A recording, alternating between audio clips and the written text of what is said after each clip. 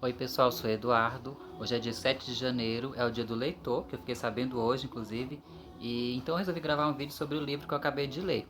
Na verdade, reler. Foi o romance A Maçã no Escuro, da Clarice Lispector, que foi publicado no Brasil em 1961. Inclusive foi publicado através de várias intermediações de amigos da Clarice, porque ela morava no exterior. Então ela ficava se correspondendo com o Fernando Sabino para falar sobre a publicação dos livros dela aqui no Brasil, né? Porque ela casou com um diplomata, então viajou bastante, mundo afora. Inclusive ela concluiu esse romance quando ela morava em Washington, nos Estados Unidos da América. E esse romance A Maçã no Escuro é um dos livros mais difíceis da autora. E não só sou eu que acho isso, é porque realmente é um dos livros mais complexos, falando assim da narrativa, da estrutura. Tanto é que é um romance que a própria autora considerava o seu mais bem estruturado romance. Ou seja, ela teve muito, eu diria, tempo para poder concatenar suas inspirações e criar essa narrativa, e criar esse enredo e se alongar bastante. Por exemplo, aquela expressão, o contorno largo do romance. Segundo a pesquisadora Vilma Areias, a Clarice gostava muito do romance por causa desse contorno largo, né? Largo. Ela podia desenvolver muito o seu monólogo interior, do narrador e também do protagonista. Como é o caso desse livro aqui, onde o protagonista é o Martim. E o Martim, ele supostamente cometeu um crime. E então ele é um foragido. Logo no começo, eu fico sabendo através do narrador em terceira pessoa que ele está no hotel, é, justamente foragido, se escondendo. Então nesse hotel tem mais duas pessoas, um criado, um alemão. E ele resolve fugir do hotel. Então ele sai andando no meio da noite, no escuro.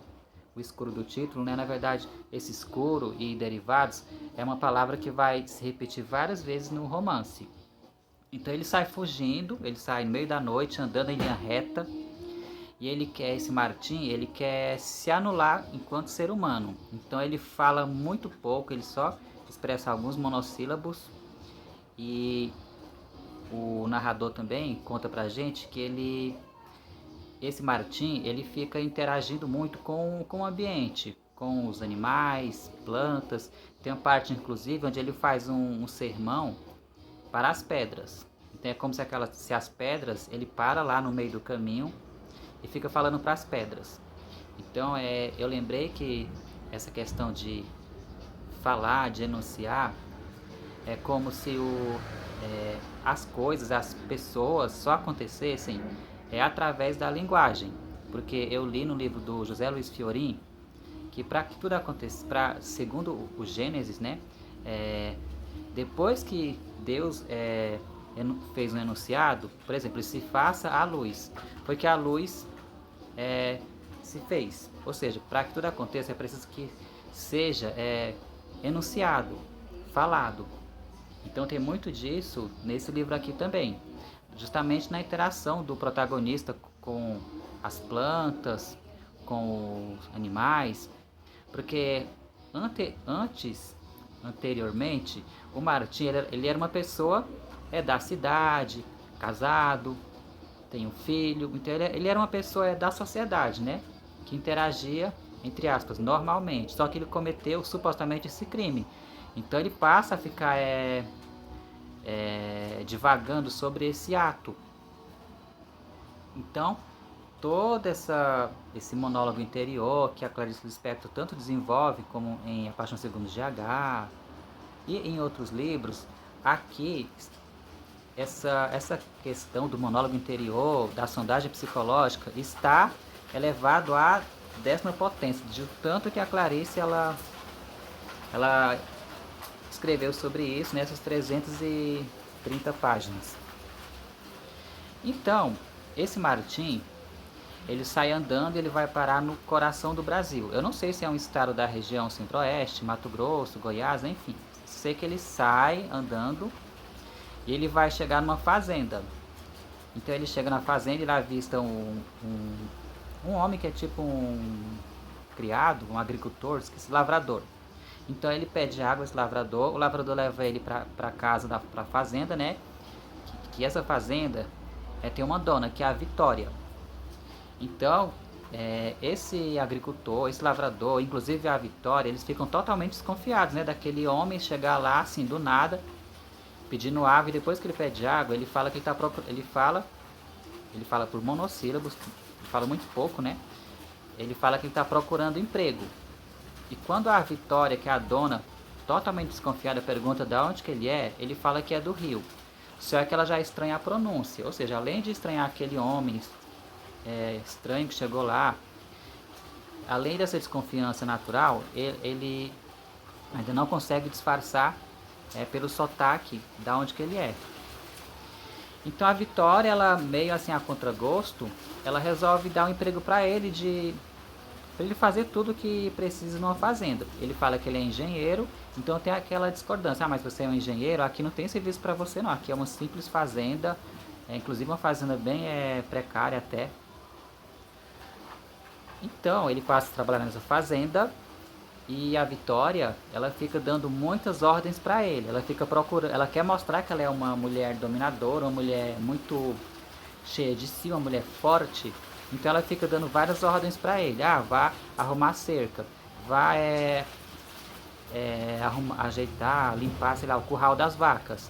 Então tem todo esse entrosamento do Martim como ambiente, no caso, com o curral das vacas. Ou seja, até ele era uma pessoa da cidade, então ele teve que trabalhar no curral das vacas. Então ele precisa se sentir pertencente a esse ambiente que é o curral.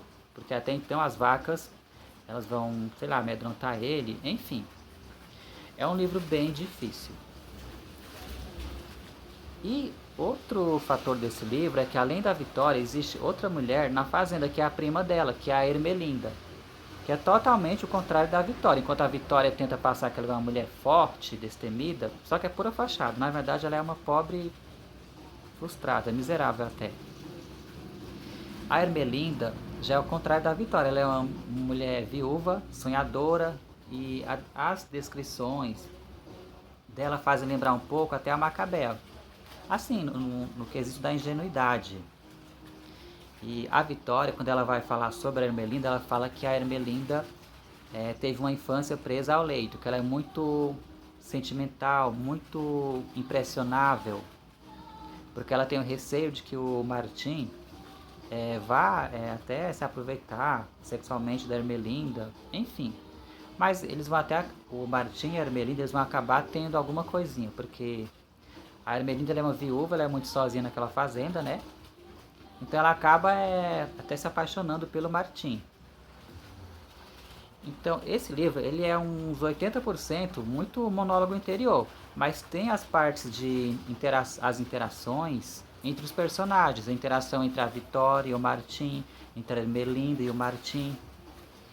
E claro, né, essas interações são narradas pelo discurso direto livre, que são mais fáceis de ler, obviamente.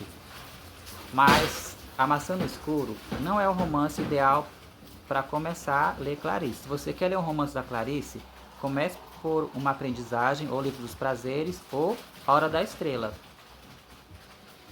Mas eu gostei muito, eu gostei desse romance. Eu gostei porque eu acho que a Clarice, ela foi aonde ela queria, ela investigou o que ela queria investigar, né? Porque eu penso o seguinte, a gente, réis mortais, deixa de se perguntar certas coisas porque por motivos até religiosos, como por exemplo, o que a gente não entende, a gente atribui a Deus. Ah, está nas mãos de Deus. Ah, só Deus sabe. Já a Clarice, eu não pesquisei sobre a biografia dela, dizem que ela era judia. Ela fala muito em Deus, só que ela não fala em Deus assim, de acordo com a doutrina, como se ela concordasse com as doutrinas cristãs. Não, ela investiga a existência mais a fundo, é aquela verve mística dela, né, da Clarice. Então, o próprio título, A Maçã no Escuro, faz a gente recordar a maçã, né, que é a fruta do conhecimento. Então, essa é a minha dica de hoje. Espero que vocês tenham gostado do vídeo. Se você já leu A Maçã no Escuro, me diz o que achou nos comentários. E é isso. Tchau!